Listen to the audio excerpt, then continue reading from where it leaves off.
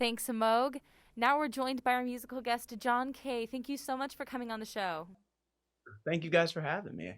Definitely. We're super excited to have you today. Would you want to start by talking a little bit about how you got started?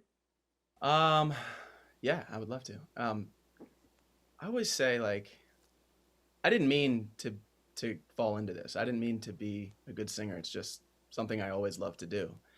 And it's something I just kind of surrounded myself with and used to go in my bedroom in high school and just sing. So I don't really know. I just kind of always kept it close, and it was something I've always been passionate about. And I feel just super fortunate that I was able to turn it into a project. Now, what do you think is going to be the biggest change between your last EP, If We Never Met, and your soon-to-be released album, Love and Everything Else? The main difference is this little group of songs, I've totally committed to writing music.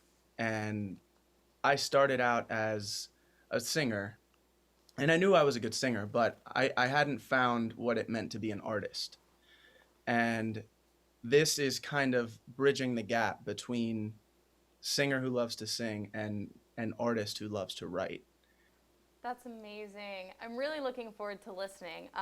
So far, my favorite song of yours is Cheap Sunglasses. I think it's a very fun song, and it's obviously very unique. Where did you get the inspiration for the song? Cheap. It couldn't have been more organic. It was back when we could do sessions in person, and God, I miss those days. But we were sitting around, and before a session, it's always kind of like a therapy session at first. We're just talking, what are you going through? Breakups, what can we squeeze out of you? Like, what can we make into a song that feels very vulnerable and very real? And that day, the producer had like a really nice pair of sunglasses on one of the tables, and one of the writers was like, "Man, I almost bought those yesterday. The exact same pair was in my cart. I almost bought them, but I couldn't pull the trigger because I feel like every single time I buy a nice pair of sunglasses, I lose them." And then another writer in the room was like, "Could that be something?" And almost immediately we started going, like that could be cool. Why don't we try it? And we spent a little bit of time on it, and we were just writing. And an hour later, we had like a groove, and it just felt so good so quickly. So that song is just awesome. It was one of the most fun writes I've ever been a part of. On that note, what does your songwriting and song production process usually look like?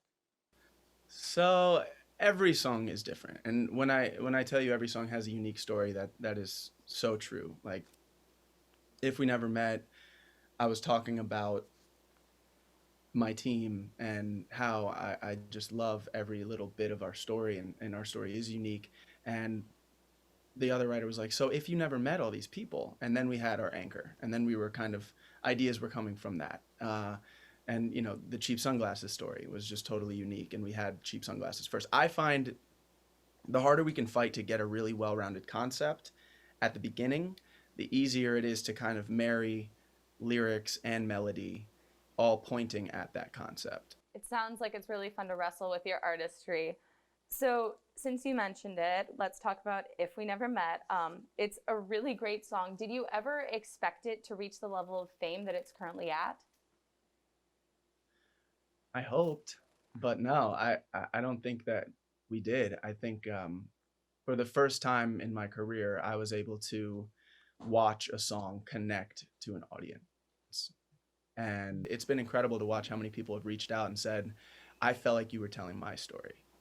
And that opened up a whole new world of songwriting to me. And what it means to write a powerful song is, at the end of the day, we're trying to help people cope or connect and have some sort of release, while also just being able to sing something at the top of your lungs. And we get to create those melodies and those lyrics that people will just scream one day, when we're on stage and when we're able to tour again.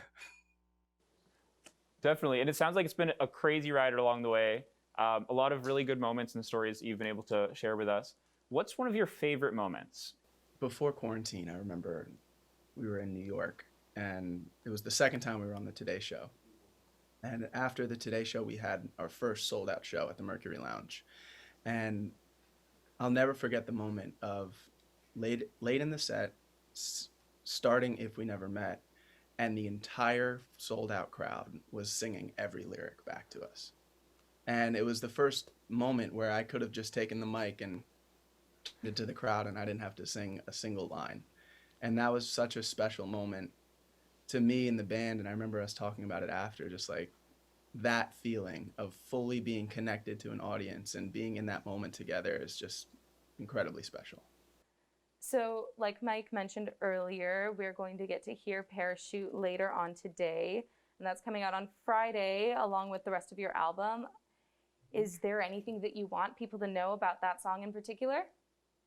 Yeah, so the way we'll perform it is a very stripped down version, but I love that song because I connect to it with just a guitar and a vocal, and I'm able to just be inside of that song, and really I enjoy performing it so much. And then, the actual record is a little more detailed and it's more like singable. It's a different experience from the acoustic to the record. And so I think Parachute is really special because it translates to the acoustic really well. Definitely. Well, thank you so much for joining us today, John. Thank you When guys. we come back, John Kay is going to perform his new song, Parachute. Stick around. You don't want to miss it. Thanks, guys.